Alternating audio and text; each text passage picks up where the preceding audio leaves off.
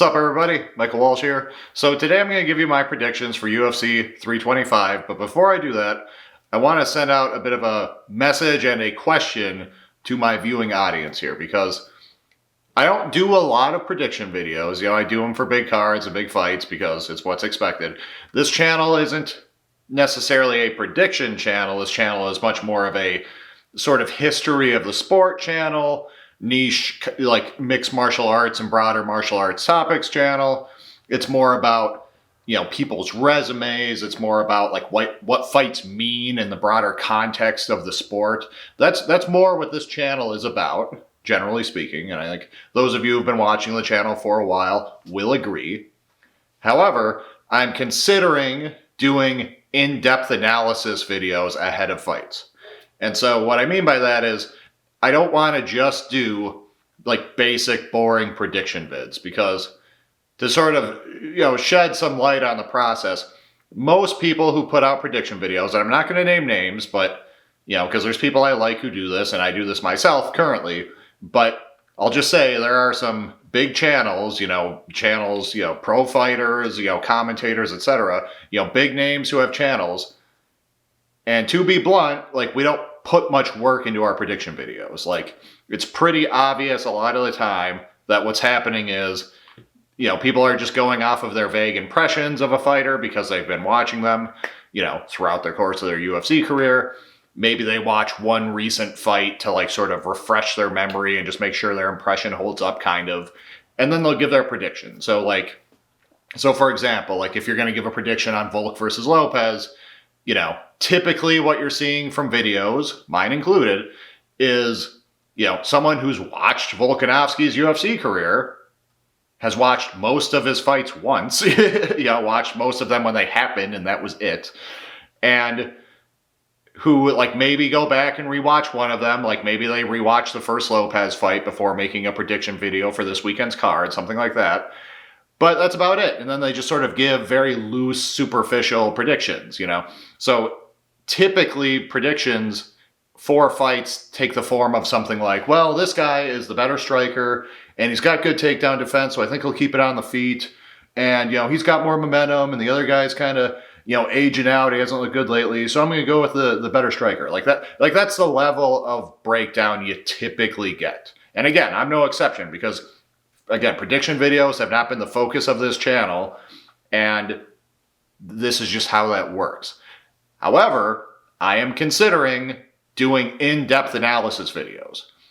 But I'm only going to do that if there's a clear demand for it, like if there's a clear audience for it, because there's a lot of room for those kinds of videos. It's not that no channels and no analysts actually do good work on that front. There's a few. But I think there's a lot of room for improvement there.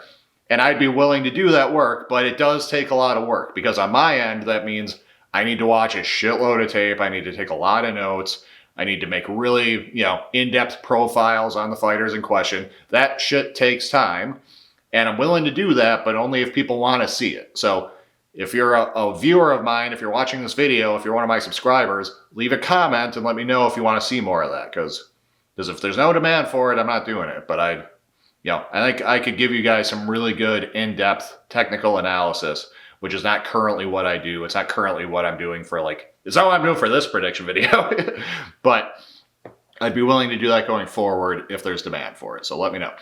Anyways, that out of the way, my predictions for this weekend's card, and I'm only doing the 3 good fights, okay? This is a pretty weak numbered event. Thank God it's on an actual pay-per-view. Thank God it's on the heels of UFC 324. But as a numbered event, it's pretty weak, and there's 3 good fights, and I'm going to break those down. Starting with Rafael Fiziev versus Mauricio Hufi. I'm leaning towards Hufi because Fiziev is a guy who you always kind of felt like should have panned out better than he currently has. As a striker, he ticks a lot of the boxes for what you would want to see for a high-level dude. Okay, and of course he had the reputation being the Muay Thai coach at Tiger Muay Thai, and having a competitive background there. Like, he had that reputation, and he passes the eye test. Like, he is very athletic. His technique is incredibly crisp. He's clearly got great reflexes. He does very showy things like the lean back defense against every head kick. That's all well and good. And beyond that, he does kind of things analysts tend to look for in elite fighters and hope for in elite fighters, meaning like he'll feint, he'll throw in combination, he keeps his stance, he'll counter in combination. And so what I mean by that is, like, typically when you think of countering, you think of like, oh, I do a pull against the jab and oh, the right hand comes. You know, I evade or defend one strike, I come back with one strike. He'll like do that and come back with a combination. You know, he'll come back with a combination that's both hands and feet. He'll target the head, the body, and the legs. Like, he just is a comprehensive striker in a way that to this day you don't see that often in MMA. And, you know, this might have led to him being a world champion. However, he's hit these roadblocks, and the question is why. And I think for him it comes down to a few things. One of them is that he's a little lacking in power despite himself. So, like, he looks like a guy who should be knocking out everyone. He's got some good knockouts, don't get me wrong. Like, he totally fucking ruined Moicano, for example. But he sort of has that Edson Barboza thing where he's clearly athletic, you know, and he's got powerful kicks, but when he punches you, even though it looks like some of these punches should be, like, flatlining you, they just aren't, you know, for whatever reason. That's one thing. Another thing is that his defense is lacking. And that comes to the fact that, like, when he's trading, when he's throwing in combination, he plants. Like, he's very flat, very in the pocket when he's actually trying to land some serious damage on you. He reminds me a lot in that way of Renan Barão back in the day.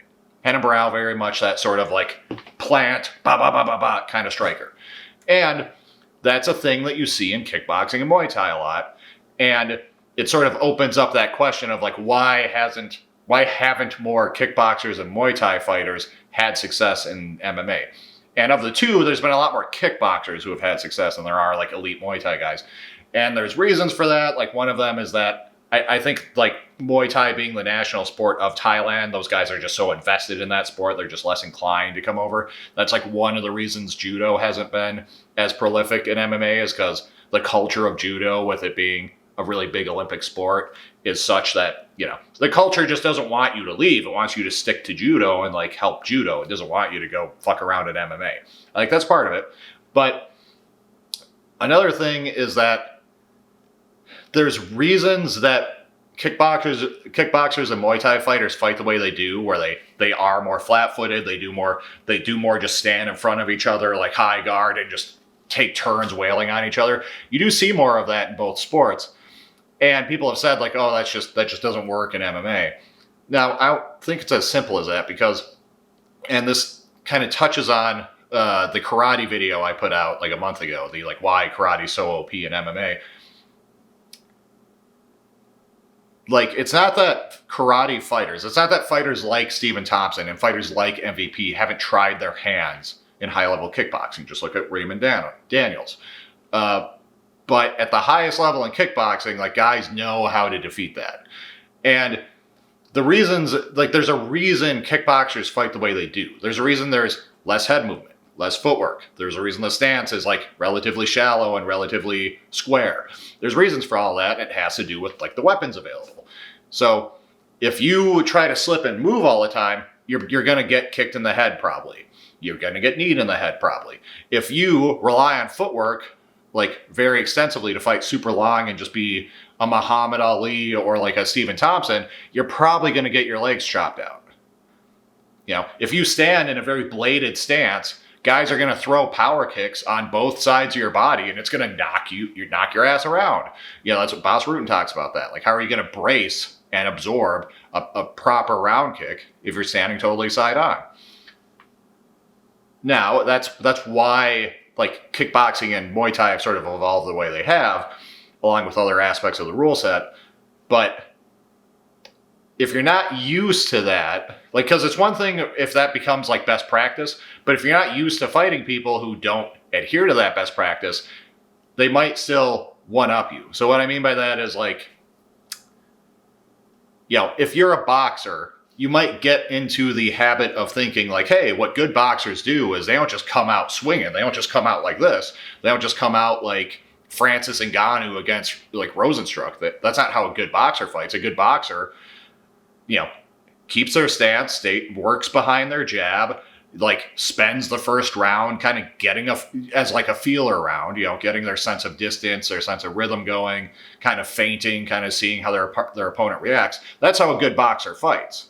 If a good boxer just came out like this, that would be stupid, and that would be an unreliable, that would be a good way to lose as often as he won. However, if you get that so ingrained into your expectations, if you assume everyone's going to come out, at a low pace, kind of just coming out, moving, feinting, flicking the jab out, if that's how you think everyone's going to fight, and you finally fight someone who just comes out and does that, it might catch you off guard, and you might be like, oh shit, this is a stupid idea, what they're doing, but I'm so poorly equipped to deal with it because I'm just not used to dealing with it, that I'm not actually going to apply my skills in the way that I ought to in order to reveal why what they're doing is stupid. It's like I'm reminded of a buddy of mine who I train with. He's also a fencing coach. He was like a pretty high level fencing competitor, and he also teaches HEMA. And he was telling me one time how back in the medieval times, the knights, who were learning all of their sword fighting techniques, they would allocate a certain amount of time to dealing with the idea of someone just picking up a sword and haymakering it at you. So basically the logic was what happens if some fucking peasant picks up a sword and tries to kill a knight? We can't have the knight get killed by some fucking commoner. That'll make us look bad. So we got to make sure they've got that contingency handled. And yes, it's stupid to pick up a sword and just overhand right it at somebody. But if you're not expecting that, if you're expecting everyone you fight to fight intelligently, you might get caught off guard. So you've got to kind of put time into dealing with that. And apparently that's what the knights did. They had answers to that situation.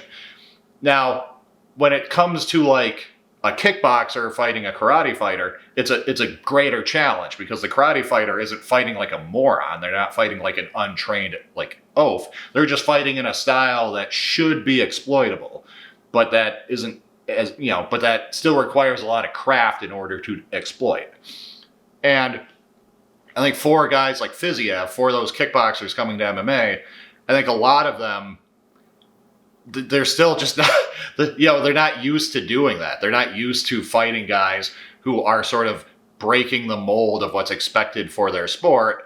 And they're still not figuring out, I can't treat this like I'm fighting someone who's going to fight the way I fight. I can't treat this like I'm fighting another kickboxer in a kickboxing match. I need to treat this like I'm a kickboxer and I'm fighting an MMA striker, or I'm fighting a karate guy.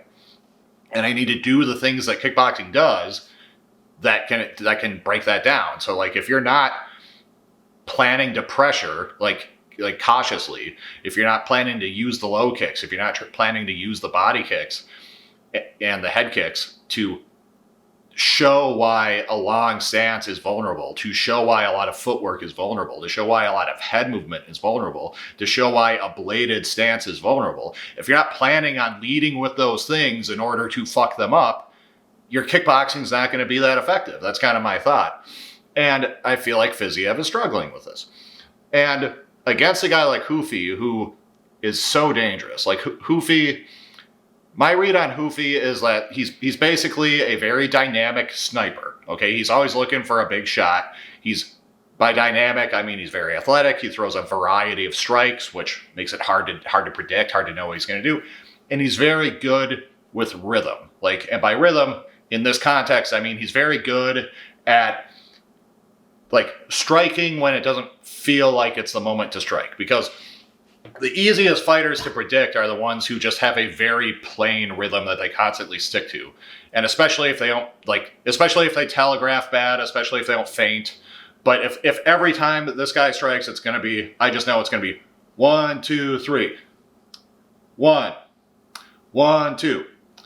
1, 2, 3. If that's how the guy fights, that's easy to get a read on right away. But with someone like Hoofi, where it's more like that sort of rhythm, that sort of, it's up, he's moving, he's flowing, he's getting into his flow state, and you just don't know when he's going to come.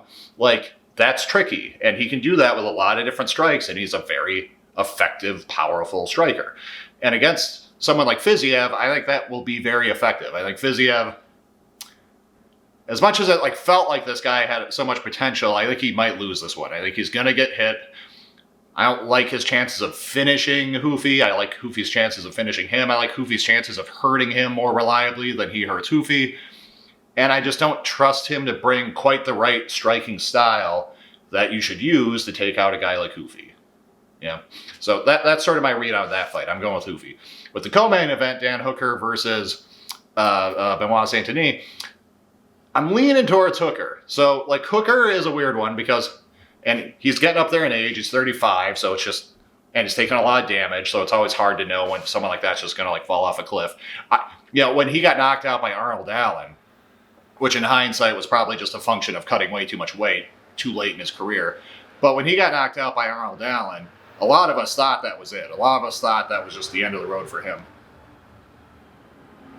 Sorry, there's like a garbage truck out there or something. Anyways, but of course he's had a lot of good wins since then. But one thing that's weird about Hooker is it's hard to know exactly how good of an anti-wrestler he is, because he shows you good signs. Like, he shows you good takedown defense. He has the right strikes, uppercuts and knees and whatnot to like threaten people who are going to shoot on him. He's got a good guillotine, etc. Like, he has shown good offensive wrestling, like against Haqparast. Like, that's why going into the fight with Islam, I was kind of liking Hooker's chances because he was coming off that performance, and because at this point Islam was still largely unproven. And so I was kind of liking Hooker's chances of that one, and then we see what happens. Granted, it was kind of on short notice, but nevertheless, like, when Hooker fights a certain level of grappler, like, he just gets smashed. Whether it's Islam, whether it's Arman, he gets smashed. However, he does do okay against like a level of grappler below that, because he did very well against Gamrot. And I feel like Benoit Saint-Denis is not that good of a grappler. I think, he's good in the clinch. He's got a judo background. He's very big, very physical. If he gets on top of you, you're in trouble. But like, skill for skill, I don't think he's that elite. And on the feet, he just kind of fights like a southpaw. He's looking for that body kick off the backside. He's looking for the cross off the backside. He's got horrible defense. He doesn't move his head almost full stop. And he's there to be hit, and he doesn't throw in combination, really. He's mostly like a one power shot at a time kind of guy. And I'm not convinced Hooker's chin is gone yet. And I think Hooker, if it gets a little scrappy, I kind of trust Hooker to like wade through that and to land a lot more volume, and for Benoit to maybe fatigue. So like, basically my prediction here is that as long as Hooker doesn't like fall off a cliff here, in terms of his age and his damage and everything, as long, like that Arman fight was not too long ago, but as long as some version of Hooker that we've been seeing lately turns up, I like his chances. I like his chances to survive whatever strikes Benoit Saint-Denis has to throw at him. I like his chances of staying on the feet. I like his chances of out-damaging and outworking Benoit and either winning a decision or maybe even getting a finish. So I'm, relatively confidently going with Hooker on that one. In the main event, I got a bad feeling. Now, Volkanovski very, very clearly beat Lopez in the first fight. Yes, he got dropped, but other than that, he was winning. It kind of reminded me of George St. Pierre versus Carlos Condit, where Condit lands a head kick in one round, but aside from that moment, and he drops him with the head kick, but aside from that moment, George St. Pierre is just comfortably outmaneuvering him and winning like every moment of the fight effectively. That was kind of how that fight with Lopez went the first time. However, Volk again, kind of like Hooker, but worse. Volk is getting up there in age. He's been knocked out in recent fights. He's always been a guy who gets dropped. He's never had the best chin. He's comparable again to GSP in that way, kind of comparable to Michael Bisping in that way. And these kind of fights always worry me, because if one guy has that puncher's chance, if you just give him enough opportunities, he'll eventually luck out and get it. Like, if it's like he already had to survive 5 rounds against this dude, and he did, but by the skin of his teeth in that one moment. If you give him another 5 rounds, that's just 25 more minutes of opportunity for him to get lucky. And if you did that over and over and over again, eventually he would knock Volk out. And whilst I think Volk will adapt well. I think Volk is the kind of guy who game plans so well. I think he'll, just look how he did over the trilogy against Max. And yeah, I know he got knocked out by Islam in the rematch, but that was on short notice. But generally speaking, Volk is the kind of guy who who you would think would do very well in a rematch.